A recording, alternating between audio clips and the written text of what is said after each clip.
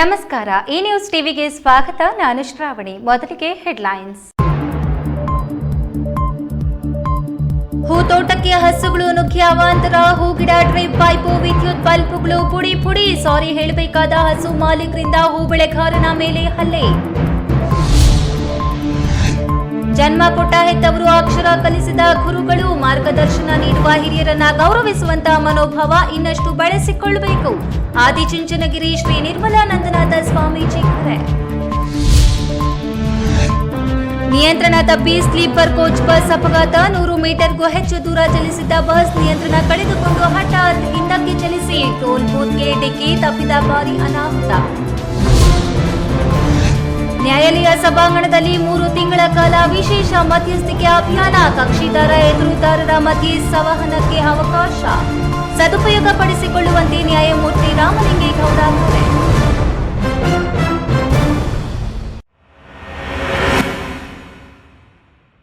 ವಾರ್ತೆಗಳ ವಿವರ. ಹೂವಿನ ತೋಟಕ್ಕೆ ಹಸುಗಳು ನುಗ್ಗಿ ಇನ್ನೂ ಬೆಳವಣಿಗೆ ಹಂತದಲ್ಲಿ ಇದ್ದ ಶಾಮಂತಿ ಹೂಗಿಡಗಳು, ಡ್ರಿಪ್ ಪೈಪು, ವಿದ್ಯುತ್ ಬಲ್ಬ್ಗಳನ್ನು ತುಳಿದು ನಾಶಪಡಿಸಿವೆ. ಅದನ್ನ ಪ್ರಶ್ನಿಸಲು ಹೋದ ತೋಟದ ಮಾಲೀಕರನ್ನೇ ಹಸುಗಳ ಮಾಲೀಕರು ಗುಂಪು ಕಟ್ಟಿಕೊಂಡು ಬಂದು ಹಲ್ಲೆ ನಡೆಸಿ ಅವಾಚ್ಯ ಶಬ್ದಗಳಿಂದ ನಿಂದಿಸಿ ಧಮಕಿ ಹಾಕಿರುವ ಬಗ್ಗೆ ಮಾಲೀಕ ಕೆಂಪರಾಜು ಗ್ರಾಮಾಂತರ ಪೊಲೀಸ್ ಠಾಣೆಯಲ್ಲಿ ದೂರು ದಾಖಲಿಸಿದ್ದಾರೆ.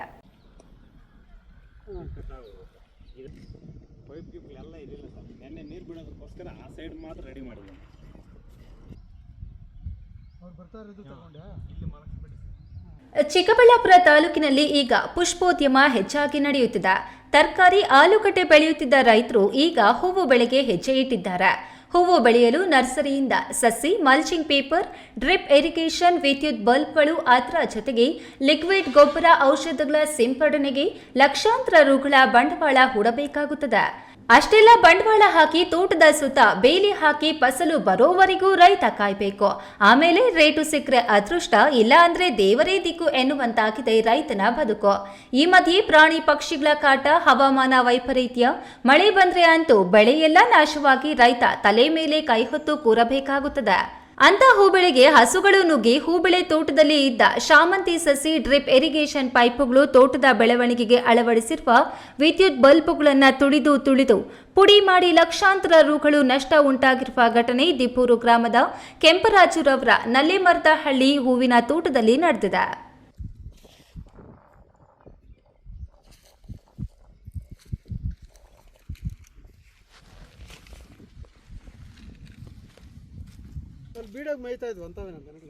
ಅವ್ರೇ ಸರ್, ಅವ್ರು ಅಣ್ಣವರು, ಅವ್ರ ತಮ್ಮನವರು. ಆ ಬೀಡ ಅವ್ರದ್ದು ಅಲ್ಲ, ಬೀಡ ಬೇರೆ ಅವ್ರದ್ದು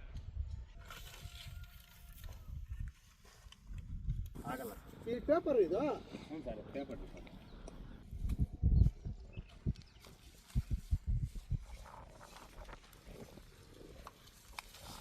ಹೂವಿನ ತೋಟಕ್ಕೆ ನುಗ್ಗಿ ತೋಟವನ್ನೆಲ್ಲ ತುಳಿದಾಡಿ ರಾಡಿ ಮಾಡುತ್ತಿದ್ದ ಹಸುಗಳನ್ನು ಹಿಡಿದು ಮಾಲೀಕರಿಗೆ ಒಪ್ಪಿಸಲು ಬರುತ್ತಿದ್ರೆ ಅಷ್ಟೊತ್ತಿಗೆ ಅಲ್ಲಿಗೆ ಎಂಟ್ರಿ ಕೊಟ್ಟ ಹಸು ಮಾಲೀಕರ ಮನೆಯವರು 3-4 ಜನ ಹೂವಿನ ತೋಟದ ಮಾಲೀಕರಿಗೆ ಸಾರಿ ಹೇಳುವ ಬದಲು ಅವರ ಮೇಲೆಯೇ ದೌರ್ಜನ್ಯ ಎಸಗಿ ಹಸುಗಳನ್ನು ಅವರಿಂದ ಕಸಿದುಕೊಂಡು ಕೈಗಳಿಂದ ಗುದ್ದಿ ನೆಲಕ್ಕೆ ಬೀಳಿಸಿ ಏನ್ ಮಾಡ್ಕೋತೀಯ ಮಾಡ್ಕೋ ಎಂದು ಧಮಕಿ ಹಾಕಿ ಹಲ್ಲೆ ನಡೆಸಿದ್ದಾರೆ.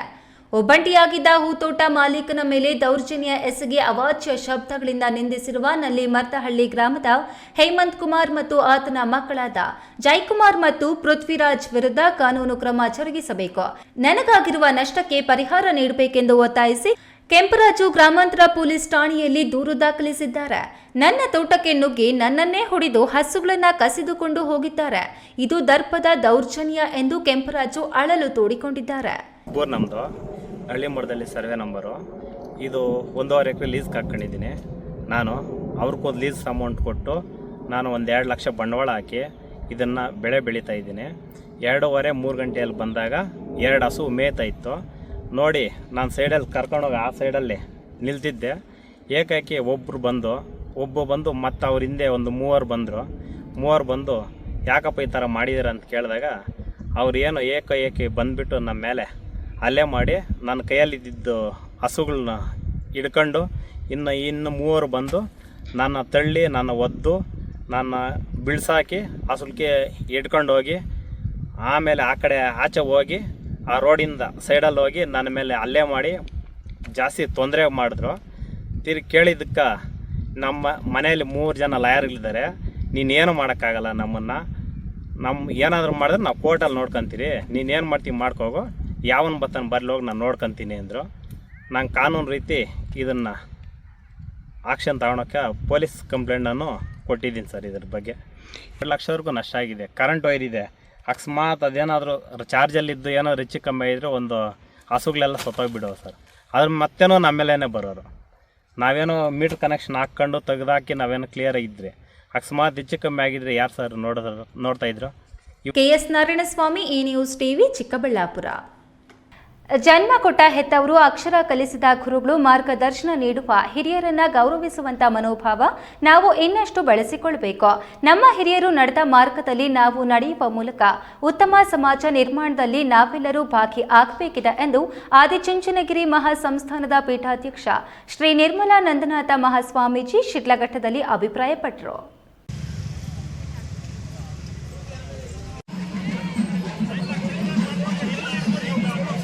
ದೇಶಕ್ಕೆ ಬೇಕಾದಂತ ಉತ್ತಮವಾದಂತ ಪ್ರಜೆ. ಶಿಡ್ಲಘಟ್ಟ ತಾಲೂಕಿನ ಜಂಗಮಕೋಟೆ ಕ್ರಾಸ್ನ ಜ್ಞಾನಜ್ಯೋತಿ ಶಾಲೆಯಲ್ಲಿ ಗ್ರಾಮೀಣ ವಿದ್ಯಾಭಿವೃದ್ಧಿ ಟ್ರಸ್ಟ್ನ ಸಂಸ್ಥಾಪಕ ಟ್ರಸ್ಟಿ ದಿವಂಗತ BM ಮೂರ್ತಿ ಅವರ 25ನೇ ವರ್ಷದ ಮಹಾಪ್ರಸ್ಥಾನದ ಅಂಗವಾಗಿ ಮೂರ್ತಿ ಅವರ ಪುತ್ಥಳಿ ಅನಾವರಣ, ಜೀವನ ಚರಿತ್ರೆ ಪುಸ್ತಕ ಬಿಡುಗಡೆ, ರಕ್ತದಾನ, ನೇತ್ರ ತಪಾಸಣೆ ಶಿಬಿರ ನಡೆಯಿತು. ಆದಿಚುಂಚನಗಿರಿ ಮಹಾಸಂಸ್ಥಾನದ ಪೀಠಾಧ್ಯಕ್ಷ ಶ್ರೀ ನಿರ್ಮಲಾನಂದನಾಥ ಮಹಾಸ್ವಾಮೀಜಿ ಅವರು ಕಾರ್ಯಕ್ರಮವನ್ನು ಉದ್ಘಾಟಿಸಿ ಮಾತನಾಡಿ, ನಮ್ಮೆಲ್ಲರ ಬದುಕನ್ನ ಬದಲಿಸಬಲ್ಲ ಶಕ್ತಿ ಇರುವುದು ಶಿಕ್ಷಣಕ್ಕೆ ಎನ್ನುವ ಮಂತ್ರವನ್ನ ಅರಿತು ಕಳೆದ 40 ವರ್ಷಗಳ ಹಿಂದೆಯೇ ಶಿಕ್ಷಣ ಸಂಸ್ಥೆಯನ್ನ ಆರಂಭಿಸಿ ಗ್ರಾಮೀಣ ಭಾಗದ ಬಡ ಮಕ್ಕಳಿಗೆ ಉತ್ತಮ ಶಿಕ್ಷಣ ನೀಡುತ್ತಾ ಬಂದ BM ಮೂರ್ತಿ ಮತ್ತು ಸ್ನೇಹಿತರ ದೂರದೃಷ್ಟಿ ಕಾರ್ಯ ಶ್ಲಾಘನೀಯ. ಸಣ್ಣ ಬಾಡಿಗೆ ಶೆಡ್ನಲ್ಲಿ ಆರಂಭಿಸಿದ ಶಾಲೆ ಇಂದು ಬೃಹದಾಕಾರವಾಗಿ ಬೆಳೆದು ಸಾವಿರಾರು ವಿದ್ಯಾರ್ಥಿಗಳಿಗೆ ಉತ್ತಮ ಶಿಕ್ಷಣದೊಂದಿಗೆ ಉತ್ತಮ ಸಂಸ್ಕಾರವನ್ನು ಕಲಿಸುವ ಕೇಂದ್ರವಾಗಿದ್ದು, ಈ ಶಿಕ್ಷಣ ಸಂಸ್ಥೆಯನ್ನ ಮುಂದುವರಿಸುತ್ತಿರುವ BM ಮೂರ್ತಿ ಅವರ ಪುತ್ರ ರಾಜೀವ್ ಕುಮಾರ್ ಮತ್ತು ಕುಟುಂಬ ಟ್ರಸ್ಟಿಗಳ ನಿಸ್ವಾರ್ಥ ಸೇವಾ ಕಾರ್ಯಕ್ಕೆ ಮೆಚ್ಚುಗೆ ವ್ಯಕ್ತಪಡಿಸಿದ್ರು. ಮಕ್ಕಳನ್ನ ಈ ಶಾಲೆಗೆ ಕರ್ಕೊಂಡು ಬರ್ಲಿಕ್ಕೆ ಅಂತ ಪೇರೆಂಟ್ಸ್ ಗಳ ಹತ್ರ ಟೀಚರ್ಸ್ ಯಾರಾದ್ರೂ ಹುಡುಗರನ್ನ ಸೀನಿಯರ್ ಸ್ಟೂಡೆಂಟ್ಸ್ ನ ಕಳಿಸ್ಕೊಟ್ರೆ ಅಪ್ಪ ಅಮ್ಮ ಮೇಷ್ಟ್ರಿಗೂ ಬೈದು ಹುಡುಗರಿಗೂ ಬಡ್ದು ಕಳಿಸ್ತಿದ್ರು, ಮಕ್ಕಳನ್ನ ವಿದ್ಯೆ ಕಳಿಸ್ತಿಲ್ಲ. ಕಾರಣ ಏನಂದ್ರೆ ಎಲ್ಲಾದ್ರೂ ಕೂಲಿ ಕಳಿಸಿರೋ 4 ರೂಪಾಯಿ ಬಂದ್ರೆ ಮನೆಗೆ ಒಂದಿಷ್ಟು ಸಾಕಾರ ಆಗ್ತದೆ ಅಂತ. ಅಂತಹ ಒಂದು ಕಾಲಘಟ್ಟದಲ್ಲಿಂದ ನಾವು ಈ ಕಾಲಘಟ್ಟಕ್ಕೆ ಬರಬೇಕು ಅಂತಂದ್ರೆ ಈ ರೀತಿಯ ಹಲವಾರು ವಿದ್ಯಾಸಂಸ್ಥೆಗಳು, ಮಠಮಾನ್ಯಗಳು, ಸರ್ಕಾರಗಳು ಶ್ರಮಿಸಿದ್ರಿಂದ ಈ ಹಂತಕ್ಕೆ ಬಂದಿದೆ. ಶರತ್ ಹೇಳಿದ ಮಾತೇನು? ಮಾನ್ಯ ಅಶ್ವಥ್ ನಾರಾಯಣ ಅವರು ಎಜುಕೇಶನ್ ಮಿನಿಸ್ಟರ್ ಆಗಿದ್ದ ಸಂದರ್ಭದಲ್ಲಿ, ಏನ್ ಎಜುಕೇಶನ್ ಮಿನಿಸ್ಟರ್ ಆಗಿದ್ದಾಗ ವಿದ್ಯೆಗೆ ಮಕ್ಕಳು ಶಾಲೆಗೆ ಬರೋದೇ ಕಷ್ಟ ಇದ್ದ ದಿನಗಳಲ್ಲಿ ಒಂದು ಹಂತಕ್ಕೆ ನಮ್ಮ ಎನ್ರೋಲ್ಮೆಂಟ್ ಇಂಪ್ರೂವ್ ಆದಾಗ ಕೆಲಸ ಏನೋ ಸಿಗ್ತಾ ಇತ್ತು.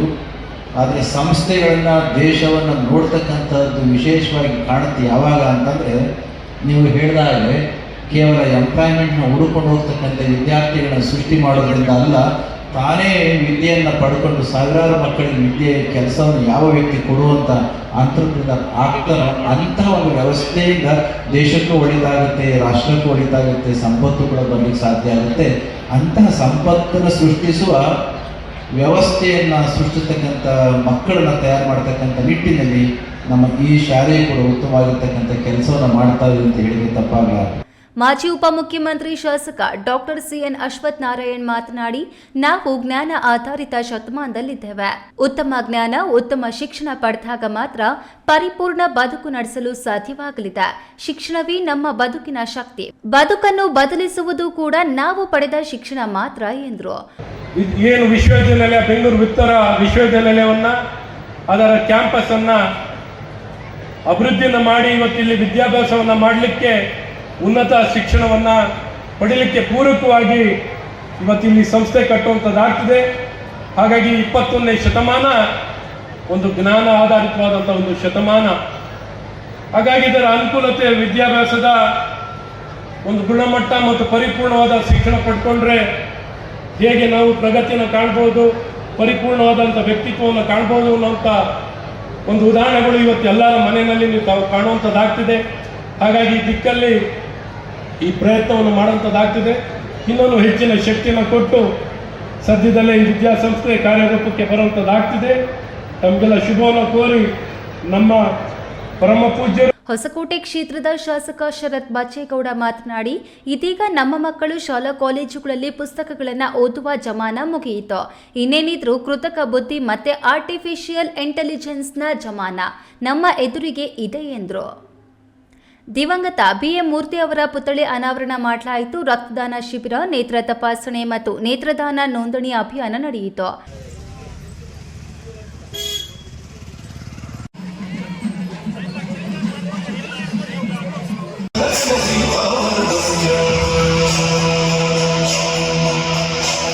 ಮೂರ್ತಿ ಅವರ ಜೀವನ ಚರಿತ್ರೆ ಪುಸ್ತಕ ಬಿಡುಗಡೆ ಮಾಡಿ ಮಾಜಿ ಸಚಿವ ವಿ ಮುನಿಯಪ್ಪ ಅವರನ್ನು ಸನ್ಮಾನಿಸಲಾಯಿತು. ಅವರಿಗೆ ಈಗ ಈ ದಿವ್ಯವಾದ ವೇದಿಕೆಯಲ್ಲಿ ಸನ್ಮಾನ ಮಾಡ್ತಾ ಇದ್ದೇವೆ.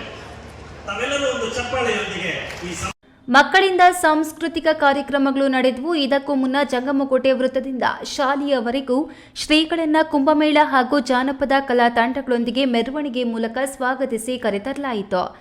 ಕಾರ್ಯಕ್ರಮದಲ್ಲಿ ಗ್ರಾಮೀಣ ಅಭಿವೃದ್ಧಿ ಟ್ರಸ್ಟ್ನ ಅಧ್ಯಕ್ಷ ಕೆ ಗುಡಿಯಪ್ಪ, ಚಿಕ್ಕಬಳ್ಳಾಪುರ ಶಾಖಾ ಮಠದ ಶ್ರೀ ಮಂಗಳಾನಂದನಾಥ ಸ್ವಾಮಿ, ಗ್ರಾಮೀಣ ಅಭಿವೃದ್ಧಿ ಟ್ರಸ್ಟ್ನ ಕಾರ್ಯದರ್ಶಿ BM ರಾಜೀವ್ ಕುಮಾರ್, BM ಮೂರ್ತಿ ಅವರ ಪತ್ನಿ TS ವಿಜಯಲಕ್ಷ್ಮಿ, ಪ್ರಿನ್ಸಿಪಾಲ್ ಮನುಶ್ರೀ ರಾಜೀವ್, ಮಾಜಿ ಶಾಸಕ M Rajanna, KP Bachegowda, trustee KV Shankarappa, Yalavahalli Ramesh, KPCC ಸಂಯೋಜಕ BV ರಾಜೀವ್ ಗೌಡ, ಬಿಜೆಪಿ ಜಿಲ್ಲಾ ಅಧ್ಯಕ್ಷ ಸಿಕಲ್ ರಾಮಚಂದ್ರಗೌಡ, SN ಕ್ರಿಯಾ ಟ್ರಸ್ಟ್ನ ಪುಟ್ಟು ಆಂಜಿನಪ್ಪ, ರೈತ ಸಂಘದ ರಾಜ್ಯ ಕಾರ್ಯಾಧ್ಯಕ್ಷ ಭಕ್ತರಹಳ್ಳಿ ಬೈರೇಗೌಡ ಇನ್ನಿತರರು ಹಾಜರಿದ್ದರು. Veerapura Manjunath, news TV, Shidlaghatta. ಅಪಘಾತವಾಗ್ತಿದ್ದಂತೆಯೇ ನಿಯಂತ್ರಣ ತಪ್ಪಿದ ಖಾಸಗಿ ಸ್ಲೀಪರ್ ಕೋಚ್ ಬಸ್ ಒಂದು 100 ಮೀಟರ್ಗೂ ಹೆಚ್ಚು ದೂರ ಮುಂದೆ ಚಲಿಸಿದ. ಮುಂದಕ್ಕೆ ಬಂದಿದ್ದ ಬಸ್ ಮತ್ತೆ ಚಾಲಕನ ನಿಯಂತ್ರಣ ಕಳೆದುಕೊಂಡು ಹಠಾತ್ತನೆ ಹಿಂದಕ್ಕೆ ಚಲಿಸಿದ್ದು ಅದೃಷ್ಟವಶಾತ್ ಭಾರಿ ಅನಾಹುತವೊಂದು ತಪ್ಪಿದೆ.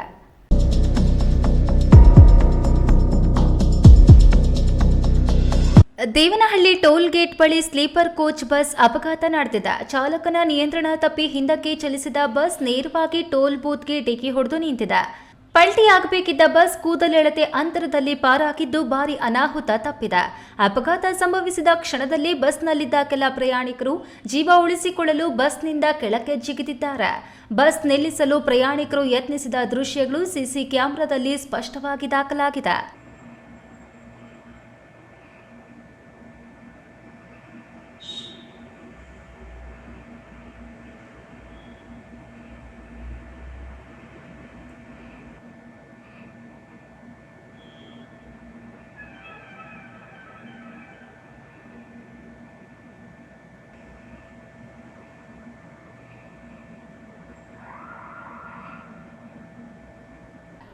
ಇಂದು ಮುಂಜಾನೆ ದೇವನಹಳ್ಳಿ ಟೋಲ್ ಪ್ಲಾಜಾ ಬಳಿ ಈ ಘಟನೆ ನಡೆದಿದೆ. ಅದೃಷ್ಟವಶಾತ್ ಯಾವುದೇ ಪ್ರಾಣಾಪಾಯ ಸಂಭವಿಸಿಲ್ಲ. ಸದ್ಯ ಅಪಘಾತದ ಸಂಪೂರ್ಣ ದೃಶ್ಯಾವಳಿ ಟೋಲ್ನ ಸಿಸಿ ಕ್ಯಾಮೆರಾದಲ್ಲಿ ಸೆರೆಯಾಗಿದ್ದು ಘಟನೆಯ ಕುರಿತು ಪೊಲೀಸರು ತನಿಖೆ ನಡೆಸುತ್ತಿದ್ದಾರೆ. Hyderabad news TV, Devanahalli. ಇದೀಗ ವಿರಾಮದ ನಂತರ ಈ ನ್ಯೂಸ್ ಟಿವಿ ಮುಂದುವರಿಯುತ್ತದೆ. ಅಭಯ ಆಸ್ಪತ್ರೆ ಇವರ ವತಿಯಿಂದ ಹೊಸ ವರ್ಷದ ಶುಭಾಶಯಗಳು. ದೀರ್ಘಕಾಲದ ಮಧುಮೇಹ ಹೊಂದಿರುವವರಲ್ಲಿ ಕಂಡುಬರುವ ನ್ಯೂರೋಪತಿ ಮತ್ತು ಡಯಾಬಿಟಿಕ್ ರೆಟಿನೋಪತಿ ಬಗ್ಗೆ ಉಚಿತ ತಪಾಸಣಾ ಶಿಬಿರವನ್ನು 10/1/2026 ಶನಿವಾರ ಬೆಳಗ್ಗೆ 10 ರಿಂದ ಮಧ್ಯಾಹ್ನ 2 ಗಂಟೆಯವರೆಗೆ ತಜ್ಞ ವೈದ್ಯರಿಂದ ತಪಾಸಣೆ ಶಿಬಿರವನ್ನು ಅಭಯ ಆಸ್ಪತ್ರೆಯಲ್ಲಿ ಏರ್ಪಡಿಸಲಾಗಿದೆ. ಸಾರ್ವಜನಿಕರು ಈ ಅವಕಾಶವನ್ನು ಸದುಪಯೋಗ ಪಡೆದುಕೊಳ್ಳಲು ಮನವಿ.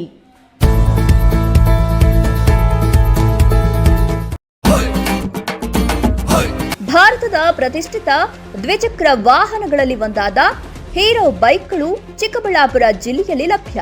ಉದ್ಯಮಿ ಅಧಿಕೃತ ಡೀಲರ್ ಲಕ್ಷ್ಮೀನಾರಾಯಣ್ ಸಾರಥ್ಯದಲ್ಲಿ ಆರಂಭವಾಗಿರುವ ಶೋರೂಮ್ ಹಲವು ವೈಶಿಷ್ಟ್ಯತೆಗಳಿಂದ ಕೂಡಿದೆ.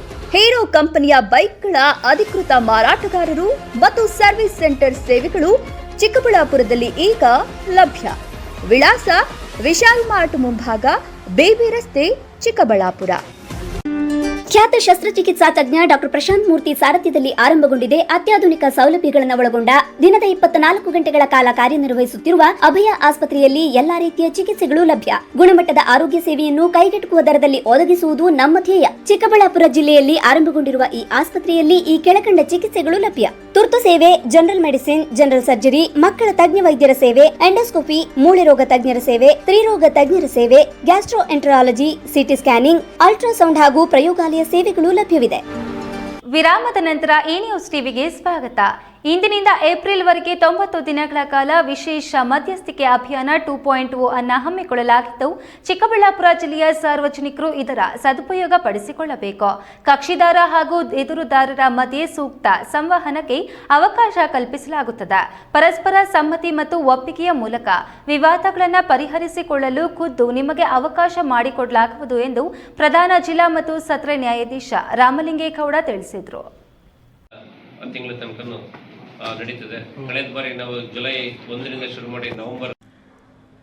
ಚಿಕ್ಕಬಳ್ಳಾಪುರ ಜಿಲ್ಲಾ ನ್ಯಾಯಾಲಯ ಸಭಾಂಗಣದಲ್ಲಿ ವಿಶೇಷ ಮಧ್ಯಸ್ಥಿಕೆ ಅಭಿಯಾನ 2.0 ಕುರಿತು ಪ್ರಧಾನ ಜಿಲ್ಲಾ ಮತ್ತು ಸತ್ರ ನ್ಯಾಯಾಧೀಶ ರಾಮಲಿಂಗೇಗೌಡ ಸುದ್ದಿಗೋಷ್ಠಿ ನಡೆಸಿ ಮಾತನಾಡಿ, ಕಳೆದ ವರ್ಷ ಜುಲೈ 1ರಿಂದ ನವೆಂಬರ್ವರೆಗೆ ಮಧ್ಯಸ್ಥಿಕೆ ಅಭಿಯಾನ ನಡೆದಿತ್ತು. ಆಗ 2092 ಪ್ರಕರಣಗಳು ಮಧ್ಯಸ್ಥಿಕೆಗೆ ನೋಂದಣಿಯಾಗಿತ್ತು. ಈ ಪೈಕಿ 1069 ಪ್ರಕರಣಗಳನ್ನು ಮಧ್ಯಸ್ಥಿಕೆ ಅಭಿಯಾನ ಪ್ರಕ್ರಿಯೆಗೆ ಒಳಪಡಿಸಿ 190 ಪ್ರಕರಣಗಳನ್ನು ಇತ್ಯರ್ಥ ಮಾಡಲಾಗಿತ್ತು. ಈ ವರ್ಷದ ಆರಂಭದಲ್ಲಿ 2ನೇ ಹಂತದ ಅಭಿಯಾನ ಹಮ್ಮಿಕೊಳ್ಳಲಾಗಿದ್ದು, ಸಾರ್ವಜನಿಕರು ಇದನ್ನು ಸದುಪಯೋಗ ಪಡೆದುಕೊಳ್ಳಬೇಕು ಎಂದು. 2 ಪ್ರಕರಣಗಳು ಮೀಡಿಯೇಷನ್ಗೆ ರೆಫರ್ ಆಗಿತ್ತು. ಅದರಲ್ಲಿ 1069 ಪ್ರಕರಣಗಳು ಮೀಡಿಯೇಷನ್ ಚಟುವಟಿಕೆಯಲ್ಲಿ ಭಾಗವಹಿಸಿ ಅದರಲ್ಲಿ ಕೇವಲ 190 ಪ್ರಕರಣಗಳು ರಾಜಿ ಸಂಧಾನ ಮಾಡಿಕೊಳ್ಳುವ ಮುಖಾಂತರ ತಮ್ಮ ವಿವಾದಗಳಿಗೆ ಅಂತ್ಯ ಆಡಿದರು.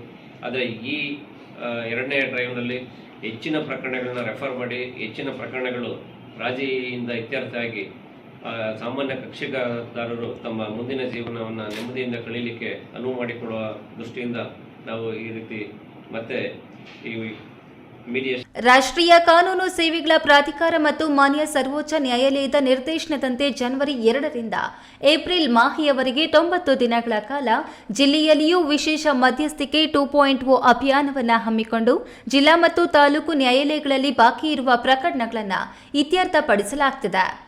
ಚೆಕ್ ಬೌನ್ಸ್, ವೈವಾಹಿಕ ಅಪಘಾತ, ಕೌಟುಂಬಿಕ ದೌರ್ಜನ್ಯ, ವಾಣಿಜ್ಯ ವಿವಾದ, ಸೇವಾ ವಿಷಯ, ಸಾಲದ ವಸೂಲಾತಿ, ಕಾರ್ಮಿಕ, ಭೂಸ್ವಾಧೀನ ಪ್ರಕರಣಗಳು ಸೇರಿದಂತೆ ಸೂಕ್ತ ಕ್ರಿಮಿನಲ್ ಮತ್ತು ಸಿವಿಲ್ ಪ್ರಕರಣಗಳನ್ನು ಈ ಅಭಿಯಾನದಲ್ಲಿ ಇತ್ಯರ್ಥಪಡಿಸಲಾಗುವುದು ಎಂದು ತಿಳಿಸಿದರು. ಈ ಸಂದರ್ಭದಲ್ಲಿ ಜಿಲ್ಲಾಧಿಕಾರಿ ಜಿ ಪ್ರಭು, ಜಿಲ್ಲಾ ಪಂಚಾಯತ್ ಮುಖ್ಯ ಕಾರ್ಯನಿರ್ವಹಣಾಧಿಕಾರಿ ಡಾಕ್ಟರ್ ವೈ ನವೀನ್ ಭಟ್, ಜಿಲ್ಲಾ ಪೊಲೀಸ್ ವರಿಷ್ಠಾಧಿಕಾರಿ ಕುಶಾಲ್ ಚೌಕ್ಸಿ, ಹಿರಿಯ ಸಿವಿಲ್ ನ್ಯಾಯಾಧೀಶರು ಹಾಗೂ ಜಿಲ್ಲಾ ಕಾನೂನು ಸೇವೆಗಳ ಪ್ರಾಧಿಕಾರದ ಸದಸ್ಯ ಕಾರ್ಯದರ್ಶಿ ಬಿ ಶಿಲ್ಪ, ಜಿಲ್ಲಾ ವಕೀಲರ ಸಂಘದ ಅಧ್ಯಕ್ಷ ಅಭಿಲಾಷ್ ಉಪಸ್ಥಿತರಿದ್ದರು. ಕೆಎಸ್ ನಾರಾಯಣಸ್ವಾಮಿ, ಈ ನ್ಯೂಸ್ ಟಿವಿ, ಚಿಕ್ಕಬಳ್ಳಾಪುರ. ತಿಂಗಳ ತನಕ ನಡೀತದೆ. ಕಳೆದ ಬಾರಿ ನಾವು ಜುಲೈ 1ರಿಂದ ಶುರು ಮಾಡಿ ಪ್ರತಿ ವರ್ಷ ಅಪಘಾತಗಳಿಂದ ಸಾವಿರಾರು ವಾಹನ ಸವಾರರು ಜೀವ ಕಳೆದುಕೊಳ್ಳುತ್ತಿದ್ದು, ಲಿಂಗಾಪುರ ಕೃಷ್ಣಪ್ಪ ಅವರ ಪುತ್ರನ ಪುಣ್ಯ ಸ್ಮರಣೆಗೆ 2000 ಹೆಲ್ಮೆಟ್ ವಿತರಣೆ ಮಾಡಿ ವಾಹನ ಸವಾರರ ಜೀವ ಉಳಿಸುವ ಕೆಲಸ ಮಾಡುತ್ತಿರುವುದು ಶ್ಲಾಘನೀಯ ಎಂದು ಸಾರಿಗೆ ಹಾಗೂ ಮುಜರಾಯಿ ಸಚಿವ ರಾಮಲಿಂಗಾರೆಡ್ಡಿ ಹೇಳಿದರು.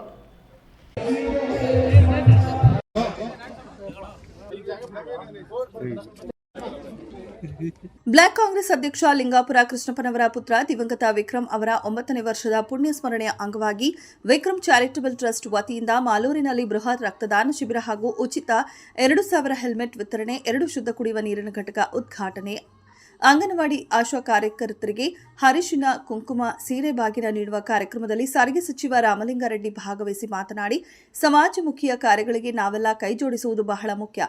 ಸಮಾಜಕ್ಕೆ ಒಳ್ಳೆಯದು ಮಾಡಿ ಪರೋಪಕಾರಿಯಾಗಿ ತಮ್ಮ ನೋವುಗಳನ್ನು ಭರಿಸುವುದಕ್ಕೆ ಮಾರ್ಗವನ್ನು ಕಂಡುಕೊಂಡು ಮಗನ ಹೆಸರಿನಲ್ಲಿ ಟ್ರಸ್ಟ್ ಮಾಡಿ ನಿರಂತರವಾಗಿ ಸಮಾಜಮುಖಿಯ ಕಾರ್ಯಗಳನ್ನು ಲಿಂಗಾಪುರ ಕೃಷ್ಣಪ್ಪನವರು ನೆರವೇರಿಸಿಕೊಂಡು ಬರುತ್ತಿದ್ದಾರೆ. ಆರೋಗ್ಯ ಇಲಾಖೆಗೆ 2 ಆಂಬ್ಯುಲೆನ್ಸ್ ಕೊಡುಗೆಯಾಗಿ ನೀಡಿರುವುದು ಹಾಗೂ ರಕ್ತದಾನ ಶಿಬಿರ ಮಾಡಿ ಜೀವ ಉಳಿಸುವ ಕೆಲಸ ಬಹಳ ಪವಿತ್ರವಾದ ಕಾರ್ಯವಾಗಿದೆ ಎಂದರು.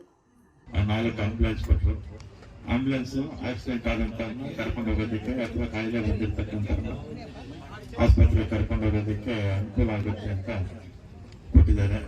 ಇವತ್ತು ಕೂಡ ಹೆಲ್ಮೆಟ್, ಇವತ್ತು ನಮ್ಮ ರಾಜ್ಯದಲ್ಲಿ ಪ್ರತಿ ವರ್ಷ 12,000 ಜನ ನಮ್ಮಲ್ಲಿ ಸಾಯ್ತಾರೆ ಆಕ್ಸಿಡೆಂಟ್ಗಳಿಂದ. ನಮ್ಮ ದೇಶದಲ್ಲಿ 1.25 ಲಕ್ಷ ಜನ ಪ್ರತಿ ವರ್ಷ ಸಾಯ್ತಾರೆ ಆಕ್ಸಿಡೆಂಟ್ಗಳಿಂದ. ಸತ್ತವರದು ಸಂಖ್ಯೆ ಈಗ ಹೇಳಿದ್ದೀನಿ. ವಾಹನ ಓಡಿಸುವಂತವರು ಹುಷಾರಾಗಿ ಓಡಿಸ್ಬೇಕು. ಅದಕ್ಕೆ ನಮ್ಮ ಪೊಲೀಸ್ ಇಲಾಖೆ ಸಾಕಷ್ಟು ಕಟ್ಟುನಿಟ್ಟಿನ ಕ್ರಮಗಳನ್ನ ತೆಗೆದುಕೊಂಡಿದೆ.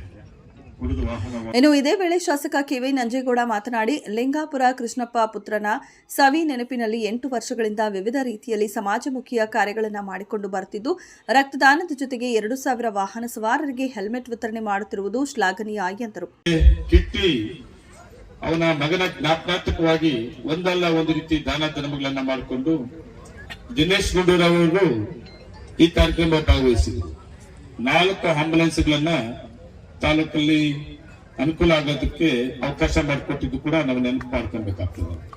ಈ ಸಂದರ್ಭದಲ್ಲಿ ನಗರ ಯೋಜನಾ ಪ್ರಾಧಿಕಾರ ಅಧ್ಯಕ್ಷ ಎಚ್ಎಂ ವಿಜಯ ನರಸಿಂಹ, ಕೆಪಿಸಿಸಿ ಸದಸ್ಯ ಅಂಜನಿ ಸೋಮಣ್ಣ, ಜಿಲ್ಲಾ ಪಂಚಾಯಿತಿ ಮಾಜಿ ಸದಸ್ಯ ಹನುಮಂತಪ್ಪ, ತಾಲೂಕು ಪಂಚಾಯಿತಿ ಮಾಜಿ ಅಧ್ಯಕ್ಷ ಸಂಪಗೆರೆ ಮುನಿರಾಜು, ಬ್ಲಾಕ್ ಕಾಂಗ್ರೆಸ್ ಅಧ್ಯಕ್ಷ Ramamurthy, tahsildar MV Roopa, taluk panchayat EO V Krishnappa, KOMUL ನಿರ್ದೇಶಕ ಶ್ರೀನಿವಾಸ್, ನಗರಸಭಾ ಅಧ್ಯಕ್ಷ ವಿಜಯಲಕ್ಷ್ಮಿ, ಸ್ಥಾಯಿ ಸಮಿತಿ ಅಧ್ಯಕ್ಷ ಎ ರಾಜಪ್ಪ ಇನ್ನಿತರರು ಹಾಜರಿದ್ದರು. Keshav, E news TV, Malur.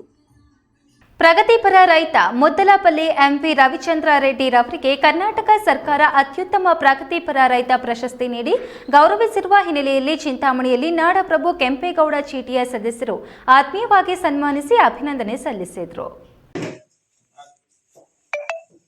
2025 ಮತ್ತು 26ನೇ ಸಾಲಿನಲ್ಲಿ ಕರ್ನಾಟಕ ರಾಜ್ಯ ಚಿಂತಾಮಣಿ ನಗರದ ಅಂಜನಿ ಬಡಾವಣೆಯಲ್ಲಿ ವಾಸವಾಗಿರುವ ಚೇಳೂರು ತಾಲೂಕು ಮುದ್ದಲಪಲ್ಲಿ ಗ್ರಾಮದ ನಿವಾಸಿ ಪ್ರಗತಿಪರ ರೈತ ಎಂವಿ ರಾಮಚಂದ್ರ ರೆಡ್ಡಿಯವರು ತಮ್ಮ 60 ಎಕರೆ ಪ್ರದೇಶದಲ್ಲಿ ವಿವಿಧ ಬೆಳೆಗಳನ್ನು ಬೆಳೆಯುವುದರ ಮೂಲಕ ಪ್ರಗತಿಪರ ರೈತರಾಗಿದ್ದು, ಕೃಷಿ ಕ್ಷೇತ್ರದಲ್ಲಿನ ಇವರ ಸೇವೆಯನ್ನ ಗುರುತಿಸಿ ಕೃಷಿ ವಿಶ್ವವಿದ್ಯಾನಿಲಯ ಬೆಂಗಳೂರು ಕರ್ನಾಟಕ ಸರ್ಕಾರ ರೈತ ದಿನಾಚರಣೆ ಕಾರ್ಯಕ್ರಮದಲ್ಲಿ ಪ್ರಗತಿಪರ ರೈತ ಎಂವಿ ರಾಮಚಂದ್ರ ರೆಡ್ಡಿ ಅವರಿಗೆ ಅತ್ಯುತ್ತಮ ಪ್ರಗತಿಪರ ರೈತ ಪ್ರಶಸ್ತಿಯನ್ನ ನೀಡಿ ಗೌರವಿಸಿದೆ. ಗುರುವಾರ ಚಿಂತಾಮಣಿ ನಗರದ ಪ್ರಭಾಕರ್ ಬಡಾವಣೆಯಲ್ಲಿ ರಾಜ್ಯ ವೆಲ್ಫೇರ್ ಅಸೋಸಿಯೇಷನ್ ಕಚೇರಿಯಲ್ಲಿ ನಡೆದ ಕಾರ್ಯಕ್ರಮದಲ್ಲಿ ನಾಡಪ್ರಭು ಕೆಂಪೇಗೌಡ ಚೀಟಿ ಸಮಿತಿ ಸದಸ್ಯರು ಎಂವಿ ರಾಮಚಂದ್ರ ರೆಡ್ಡಿ ಅವರಿಗೆ ಶಾಲು ಹೊದಿಸಿ ಹೂಮಾಲೆ ಹಾಕಿ ಫಲ ತಾಂಬೂಲ ಹಾಗೂ ನೆನಪಿನ ಕಾಣಿಕೆ ನೀಡಿ ಆತ್ಮೀಯವಾಗಿ ಸನ್ಮಾನಿಸಿ ಅಭಿನಂದನೆಗಳನ್ನು ಸಲ್ಲಿಸಿ ಶುಭ ಹಾರೈಸಿದರು.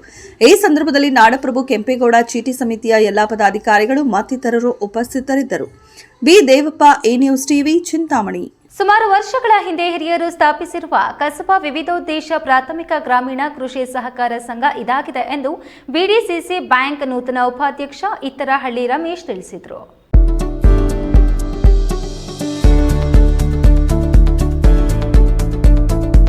ದೇವನಹಳ್ಳಿ ಟೌನಿನ ಕೋಟೆ ಬೀದಿಯಲ್ಲಿರುವ ಕಸಬಾ ವಿವಿಧೋದ್ದೇಶ ಪ್ರಾಥಮಿಕ ಗ್ರಾಮೀಣ ಕೃಷಿ ಸಹಕಾರ ಸಂಘದ ಸಭಾಂಗಣದಲ್ಲಿ ಹಮ್ಮಿಕೊಂಡಿದ್ದ ಅಭಿನಂದನಾ ಕಾರ್ಯಕ್ರಮದಲ್ಲಿ ಅಭಿನಂದನೆ ಸ್ವೀಕರಿಸಿ ಇತ್ತರಹಳ್ಳಿ ರಮೇಶ್ ಮಾತನಾಡಿ, ಸಂಘದ ಅಧ್ಯಕ್ಷರ ಕಟ್ಟಡವು ಹಳೆಯದಾಗಿದೆ, ಒಳಭಾಗದಲ್ಲಿದೆ ಎಂದು ಹೇಳಿದ್ದಾರೆ. ಹೊರಗಡೆ ನೂತನ ಕಟ್ಟಡ ಕಟ್ಟಲು ನಿವೇಶನ ಗುರುತಿಸಿದರೆ ಬಿಡಿಸಿಸಿ ಬ್ಯಾಂಕ್ ಕಡೆಯಿಂದ ಆರ್ಥಿಕ ನೆರವು ನೀಡಲಾಗುತ್ತದೆ.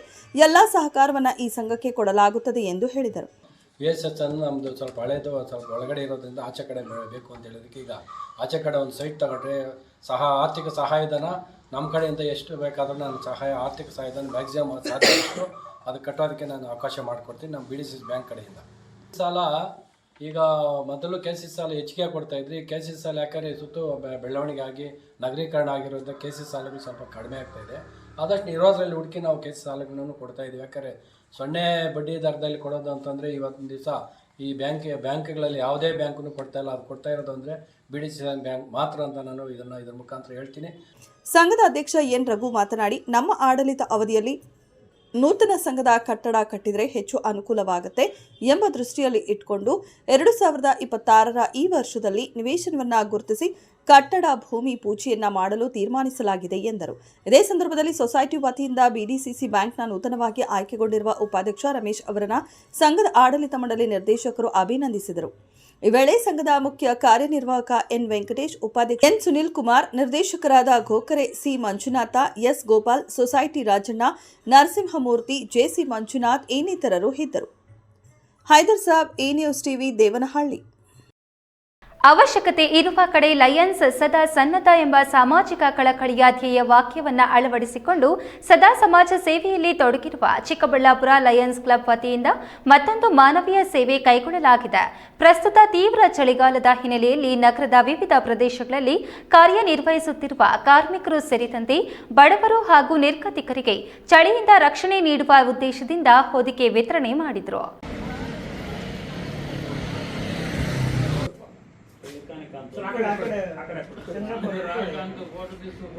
ಪ್ರಸ್ತುತ ತೀವ್ರ ಚಳಿಗಾಲದ ಹಿನ್ನೆಲೆಯಲ್ಲಿ ಚಿಕ್ಕಬಳ್ಳಾಪುರ ನಗರದ ವಿವಿಧ ಪ್ರದೇಶಗಳಲ್ಲಿ ಕಾರ್ಯನಿರ್ವಹಿಸುತ್ತಿರುವ ಎಟಿಎಂ ಗಾರ್ಡ್ಗಳು, ಕೂಲಿ ಕಾರ್ಮಿಕರು ಸೇರಿದಂತೆ ಬಡವರು ಹಾಗೂ ನಿರ್ಗತಿಕರಿಗೆ ರಾತ್ರಿ 10 ಗಂಟೆ ವೇಳೆಗೆ ನಗರದ ವಿವಿಧೆಡೆ ಸಂಚರಿಸಿ ಅಗತ್ಯವಿರುವವರಿಗೆ ಚಿಕ್ಕಬಳ್ಳಾಪುರ ಲಯನ್ಸ್ ಕ್ಲಬ್ ವತಿಯಿಂದ ಹೊದಿಕೆ ವಿತರಿಸಿದರು.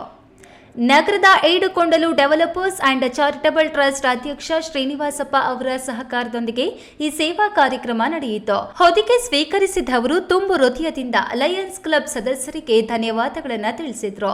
ಈ ವೇಳೆ ಮಾತನಾಡಿದ ಲಯನ್ಸ್ ಕ್ಲಬ್ ಅಧ್ಯಕ್ಷ ಚಂದ್ರಪ್ಪ, ನಾವು ಒಳ್ಳೆಯ ಬದುಕು ನಡೆಸುವುದಷ್ಟೇ ಸಾಕಾಗುವುದಿಲ್ಲ, ಇತರರೂ ಕೂಡ ಉತ್ತಮ ಜೀವನ ನಡೆಸಬೇಕು ಎಂಬ ಉದ್ದೇಶದಿಂದ ನಮ್ಮ ಸಂಸ್ಥೆ ನಿರಂತರವಾಗಿ ಸಮಾಜ ಸೇವೆಯಲ್ಲಿ ತೊಡಗಿಸಿಕೊಂಡಿದೆ. ಎಲ್ಲೆಲ್ಲಿ ಸಾಮಾಜಿಕ ಅಗತ್ಯವಿದೆಯೋ ಅಲ್ಲಿಗೆ ಹೋಗಿ ನಮ್ಮ ಸಹಕಾರ ಮತ್ತು ಬೆಂಬಲ ನೀಡುತ್ತಿದ್ದೇವೆ. ಪ್ರಸ್ತುತ ಚಳಿಗಾಲ ತೀವ್ರವಾಗಿದ್ದು ರಾತ್ರಿ ತಾಪಮಾನ ಗಣನೀಯವಾಗಿ ಕುಸಿಯುತ್ತಿರುವ ಹಿನ್ನೆಲೆಯಲ್ಲಿ ಅಸಹಾಯಕ ವೃದ್ಧರು ಹಾಗೂ ನಿರಾಶ್ರಿತರಿಗೆ ಅಗತ್ಯವಿರುವ ಹೊದಿಕೆಗಳನ್ನು ವಿತರಿಸುತ್ತಿದ್ದೇವೆ ಎಂದರು. ಎನ್ ಚಂದ್ರಪ್ಪ, ಚಿಕ್ಕಬಳ್ಳಾಪುರ ಲಯನ್ಸ್ ಸಂಸ್ಥೆಯ ಅಧ್ಯಕ್ಷರಾಗಿ ಕಾರ್ಯ ಮಾಡ್ತಾ ಇದ್ದೀನಿ. ನಾವು ಪ್ರತಿ ವರ್ಷವೂ ಅನೇಕ ಸೇವಾ ಕಾರ್ಯಗಳನ್ನು ಮಾಡ್ತಾ ಇರ್ತೀವಿ. ಅದರಲ್ಲೂ ಇದು ಒಂದು ವಿಶೇಷತೆ. ಅದರಲ್ಲಿ ಈ ಡಿಸೆಂಬರ್ ಮತ್ತು ಜನವರಿಯಲ್ಲಿ ಹೆಚ್ಚು ಚಳಿ ಇರೋದರಿಂದ ಈ ನಿರ್ಗತಿಕರು ಪಾಪ bus stand, railway station, hospital ಅನೇಕ ಕಡೆ ಪಾಪ ಬೆತ್ತಲಾಗಿ ಮಲಗಿರ್ತಾರೆ. ಅವರಿಗೆ ಒಂದೊಂದು ಬ್ಲ್ಯಾಂಕೆಟನ್ನು ಕೊಡ್ತಕ್ಕಂಥದ್ದು ಈ ನಮ್ಮ ಒಂದು ಲಯನ್ಸ್ ಸಂಸ್ಥೆ ಹಿಂದಿನಿಂದ ನಡ್ಕೊಂಬಂದಿದೆ. ಅದೇ ರೀತಿಯಲ್ಲಿ ಈ ವರ್ಷಕ್ಕೂ ಆ ಕಾರ್ಯಕ್ರಮ ಹಮ್ಮಿಕೊಂಡಿದ್ದೇವೆ. ಹಾಗಾಗ್ಬಿಟ್ಟು ಈಗಾಗಲೇ ಸುಮಾರು 2-3 ಫಲಾನುಭವಿಗಳಿಗೆ ನಾವು ಕೊಟ್ಟಿದ್ದೇವೆ. ಹಾಗಾಗ್ಬಿಟ್ಟು ಈ ಒಂದು ಸೇವಾ ಕಾರ್ಯವನ್ನು ಪ್ರತಿ ವರ್ಷವೂ ನಡೆಸ್ಕೊಂಡು ಬರ್ತಾ ಇದ್ದೇವೆ. ಈ ಸಂದರ್ಭದಲ್ಲಿ ಲಯನ್ಸ್ ಕ್ಲಬ್ ಕಾರ್ಯದರ್ಶಿ ಲಕ್ಷ್ಮಣ್ ಖಜಾಂಚಿ, ಲಯನ್ಸ್ ರವೀಂದ್ರ, ನಿರ್ದೇಶಕರಾದ ಸುನಿಲ್, ವೆಂಕಟಪ್ಪ, ಬ್ರಹ್ಮಚಾರಿ, ಮುರಳಿ ಇತರರು ಉಪಸ್ಥಿತರಿದ್ದರು. ಕೆಎಸ್ ನಾರಾಯಣಸ್ವಾಮಿ, ಈ ನ್ಯೂಸ್ ಟಿವಿ, ಚಿಕ್ಕಬಳ್ಳಾಪುರ.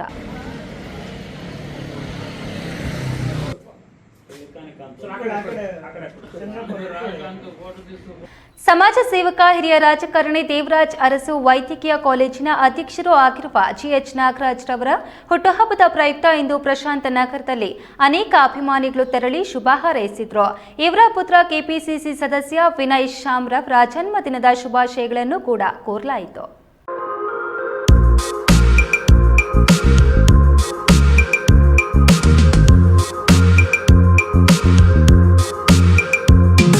ಚಿಕ್ಕಬಳ್ಳಾಪುರ ವಿಧಾನಸಭಾ ಕ್ಷೇತ್ರದ ಇಡೀ ಜನರಿಗೆ ಇಂದು ಹೊಸ ವರ್ಷದ ಸಂಭ್ರಮ. ಯಾಕೆ ಅಂದರೆ ಇವತ್ತು ಸಮಾಜ ಸೇವಕ, ಉದ್ಯಮಿ, ಹಾರೋಬಂಡಿಯ ಶಿರಡಿ ಸಾಯಿ ಮಂದಿರದ ಧರ್ಮದರ್ಶಿ ಜಿಎಚ್ ನಾಗರಾಜ್ ಮತ್ತು ಅವರ ಪುತ್ರ ಕೆಪಿಸಿಸಿ ಸದಸ್ಯ ವಿನಯ್ ಶ್ಯಾಮ್ ಅವರ ಜನ್ಮದಿನದ ಪ್ರಯುಕ್ತ ಸಾವಿರಾರು ಜನ ಜಿಎಚ್ ಮನೆಗೆ ಆಗಮಿಸಿ ಹಾರ ತುರಾಯಿ ಹಾಕಿ ಕೇಕ್ ಕತ್ತರಿಸಿ ಶುಭಾಶಯ ಕೋರಿದ್ರು. ಮನೆಗೆ ಬಂದು ಶುಭ ಕೋರಿದ ಎಲ್ಲರಿಗೂ ಭರ್ಜರಿ ಬಾಡೂಟ, ಸಸ್ಯಾಹಾರಿ ಊಟ ಸಿದ್ಧವಿತ್ತು. ನಿನ್ನೆ ಹಾರೋಬಂಡಿ ಸಾಯಿಬಾಬಾ ದೇವಾಲಯದಲ್ಲಿ ಭಕ್ತಿಯಿಂದ ಪೂಜೆ ಮಾಡಿಸಿ ಮಾತೆಯರಿಗೆ ಸೀರೆ ವಿತರಿಸಿದ ಜಿಎಚ್ ನಾಗರಾಜ್ ಇಂದು ಮನೆಯಲ್ಲೇ ಇದ್ದು ಬಂದವರೆಲ್ಲರನ್ನ ಗೌರವದಿಂದ ಬರಮಾಡಿಕೊಂಡು ಕ್ಷೇಮ ಸಮಾಚಾರ ವಿಚಾರಿಸಿದ್ರು.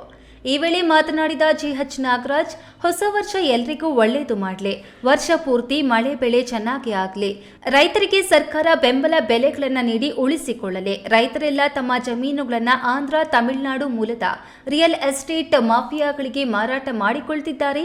ಇದು ಹೀಗೆಯೇ ಮುಂದುವರೆದರೆ ಇನ್ನು 20 ವರ್ಷದಲ್ಲಿ ರೈತರ ಕುಲವೇ ನಾಶವಾಗಿ ಹೋಗುವುದರಲ್ಲಿ ಅನುಮಾನವಿಲ್ಲ ಎಂದು ಭವಿಷ್ಯ ನುಡಿದರು. ನಮ್ಮ ರೈತಾಪಿ ಜನ ಬಹಳ ಕಷ್ಟ ನಷ್ಟಗಳಲ್ಲವರೆ. ಈ ವರ್ಷ ಬರೋ ವರ್ಷದಲ್ಲಾದರೂ ನಮ್ಮ ಸರ್ಕಾರ ಎಚ್ಚೆತ್ತು ಆ ರೈತಾಪಿ ಜನಗಳಿಗೆ ಒಂದು ಉತ್ತಮವಾದಂಥ ಬೆಳೆದಂಥ ಬೆಳೆಗೆ ಬೆಂಬಲ ಬೆಲೆಯನ್ನು ಇನ್ನೊಂದು ಏನಾದರೂ ಕೊಟ್ಟು ಅವ್ರನ್ನ ಮಾಡದೇ ಇದ್ದರೆ ಇನ್ನೊಂದು 10-20 ವರ್ಷದಲ್ಲಿ ಇವರೇನಾದರೂ ರೈತಾಪಿ ವರ್ಗಗಳಿಗೆ ಒಂದು ಉತ್ತಮವಾದ ವ್ಯವಸ್ಥೆಯನ್ನು ಮಾಡದೇ ಇದ್ದರೆ, ಇದೇ ರೀತಿ ಮುಂದುವರೆದ್ರೆ ಇನ್ನೊಂದು 10-20 ವರ್ಷದಲ್ಲಿ ಯಾರು ರೈತರು ಒಬ್ಬರು ನಮಗೆ ಸಿಗಲ್ಲ. ಇಂದು ನಡೆದ ತಂದೆ ಮಗ ಹುಟ್ಟುಹಬ್ಬ ಸಮಾರಂಭಕ್ಕೆ ಕೆವಿ ಮತ್ತು ಪಂಚಗಿರಿ ವಿದ್ಯಾದತ್ತಿಗಳ ಅಧ್ಯಕ್ಷ ಕೆವಿ ನವೀನ್ ಕಿರಣ್ ಸೇರಿದಂತೆ ಸಾವಿರಾರು ಜನ ಹಾಗೂ ಜನಪ್ರತಿನಿಧಿಗಳು, ಕಾಂಗ್ರೆಸ್ ಮುಖಂಡರು, ಬಿಜೆಪಿ ಮುಖಂಡರು ಹಾಗೂ ಜೆಡಿಎಸ್ ಮುಖಂಡರು, ನಗರಸಭೆ ಸದಸ್ಯರು, ಕೋಲಾರ, ದೊಡ್ಡಬಳ್ಳಾಪುರ ಹಾಗೂ ಬೆಂಗಳೂರಿನಿಂದಲೂ ಅಪಾರ ಅಭಿಮಾನಿಗಳು ಭಾಗವಹಿಸಿ ಶುಭ ಕೋರಿದ್ರು. ಕೆಎಸ್ ನಾರಾಯಣಸ್ವಾಮಿ, ಈ ನ್ಯೂಸ್ ಟಿವಿ, ಚಿಕ್ಕಬಳ್ಳಾಪುರ. ಇದೀಗ ವಿರಾಮದ ನಂತರ ಈ ನ್ಯೂಸ್ ಟಿವಿ ಮುಂದುವರಿಯುತ್ತದೆ. ಕಷ್ಟಪಟ್ಟು ಹಣ ಕೊಡಿಸಿ ಒಡವೆ ಮಾಡಿಸಿರ್ತೀರಿ, ಮಕ್ಕಳ ಉನ್ನತ ವ್ಯಾಸಕ್ಕೋ, ಅವ್ರ ಮದ್ವೆಗೋ ಅಥವಾ ಯಾವ್ದಾದ್ರೂ ಆರೋಗ್ಯ ಸಮಸ್ಯೆ ಬಂದಾಗ ಹಣ ಬೇಕಾಗತ್ತೆ. ಆ ಚಿನ್ನವನ್ನ ಮಾರೋಕೆ ಅಂತ ಹೋದಾಗ ಬೇಕಾಬಿಟ್ಟಿ ಬೆಲೆ ಕೇಳ್ತಾರೆ ಅನ್ನೋ ಚಿಂತೆಲಿದ್ದೀರಾ? ಇನ್ನು ಮುಂದೆ ಆ ಚಿಂತೆ ಮಾಡೋ ಪ್ರಮೇಯನೇ ಇಲ್ಲ. ಹಿಂದೆ ಹಿಂದೂಸ್ತಾನ್ ಗೋಲ್ಡ್ ಕಂಪನಿಗೆ ಬನ್ನಿ. ತಾವು ಅಡ ಇಟ್ಟಿರೋ ಚಿನ್ನವನ್ನ ತಕ್ಷಣ ಬಿಡಿಸಿ ಇಂದಿನ ಆನ್ಲೈನ್ ಬೆಲೆಗೆ ಕೊಂಡ್ಕೊಂಡು ಕೂಡಲೇ ಬಾಕಿ ಹಣವನ್ನ ನಿಮ್ ಕೈ ಕೊಡ್ತಾರೆ. ನಿಮ್ಮ ಕನಸಿನ ಸಾಕಾರಕ್ಕೆ ಜೊತೆ ಆಗ್ತಾರೆ.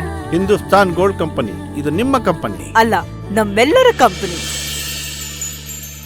ನನ್ನ ಕನಸು ಡಾಕ್ಟರ್ ಆಗೋದು. ಡಾಕ್ಟರ್ ಆಗೋದು ನನ್ನ ಕನಸು. ಮಗಳು ಡಾಕ್ಟರ್ ಆಗ್ಲಿ ಅನ್ನೋದು ನನ್ನ ಕನಸು. ಕನಸು ಎಲ್ಲರಿಗೂ ಇರುತ್ತದೆ. ಮಗನು ಡಾಕ್ಟರ್ ಆಗ್ಬೋದೇನ್ರಿ? ನನ್ನ ಕನಸು ಡಾಕ್ಟರ್ ಆಗೋದು. ಕನಸು ಎಲ್ಲರ ಹಕ್ಕು. ಆದರೆ ಕನಸು ನನಸಾಗಲು ಬೇಕು ನಂಬಿಕೆ, ಛಲ ಮತ್ತು ಪರಿಶ್ರಮ ನೀಟ್ ಅಕಾಡೆಮಿ. ಚಿಕ್ಕಬಳ್ಳಾಪುರ ಜಿಲ್ಲಾ ಕೇಂದ್ರವಾಗಿ ರೂಪುಗೊಂಡ ಮೇಲೆ ಜಿಲ್ಲಾ ಕೇಂದ್ರಕ್ಕೆ ಜನರ ಅರಿವು ಹೆಚ್ಚಾಗ್ತಿದೆ. ಜನಸಂಖ್ಯೆ ಹೆಚ್ಚಾದಂತೆಲ್ಲ ಇಲ್ಲಿ ಆಸ್ಪತ್ರೆಗಳು, ಮೆಡಿಕಲ್ ಕೇಂದ್ರಗಳು, ಮೂಲಭೂತ ಸೌಕರ್ಯಗಳನ್ನು ಹೆಚ್ಚಿಸಬೇಕಾಗುತ್ತದೆ. ಆ ನಿಟ್ಟಿನಲ್ಲಿ ಜಿಲ್ಲಾ ಕೇಂದ್ರದಲ್ಲಿ ಸುಸಜ್ಜಿತವಾದ ವೈದ್ಯಕೀಯ ಸೇವೆಗಳು ನೀಡಲು ಚಿಕಿತ್ಸಾಲಯಗಳು ಹೆಚ್ಚಾಗುತ್ತಲೇ ಇವೆ. ಅತ್ಯುತ್ತಮ ಮೆಡಿಕಲ್ ಸರ್ವಿಸ್ ನೀಡುವ ಡಯಾಗ್ನೋಸ್ಟಿಕ್ ಕೇಂದ್ರಗಳು ಪ್ರಾರಂಭವಾಗ್ತಿವೆ. ಆ ಸಾಲಿಗೆ ನಗರದ ಎಂಜಿ ರಸ್ತೆ ಎಸ್ಬಿಐ ಬ್ಯಾಂಕ್ ಶಾಖೆ ಪಕ್ಕ KCL diagnostic and Kalavati clinic and medicals ಕೇಂದ್ರ ಪ್ರಾರಂಭಿಸಲಾಗಿದೆ. ಕೆಸಿಎಲ್ ಸ್ಪೆಷಲಿಸ್ಟ್ ಡೆಂಟಲ್ ಕ್ಲಿನಿಕ್ 26 ವರ್ಷಗಳಿಂದ ದಂತ ಕ್ಲಿನಿಕ್ ಸೇವೆಯಲ್ಲಿ ಹೆಸರು ಮಾಡಿದ್ದು, ಈಗ ನೂತನವಾಗಿ ಪ್ರಾರಂಭಿಸಿರುವ ಕೆಸಿಎಲ್ ಡಯಾಗ್ನಾಸ್ಟಿಕ್ ಮತ್ತು ಕಲಾವತಿ ಕ್ಲಿನಿಕ್ ಪ್ರಾರಂಭೋತ್ಸವ ಮಾಡಲಾಗಿದ್ದು, ಪ್ರಾರಂಭೋತ್ಸವದ ಅಂಗವಾಗಿ ಇಂದು ಮತ್ತು ನಾಳೆ ಉಚಿತ ದಂತ ತಪಾಸಣಾ ಹಾಗೂ ಸೇವೆಗಳನ್ನು ನಡೆಸಿ ಔಷಧಿಗಳನ್ನು ನೀಡಲಾಗುವುದು ಎಂದು ಡಾಕ್ಟರ್ ಪ್ರಕಾಶ್ ಕುಮಾರ್ ತಿಳಿಸಿದ್ದಾರೆ.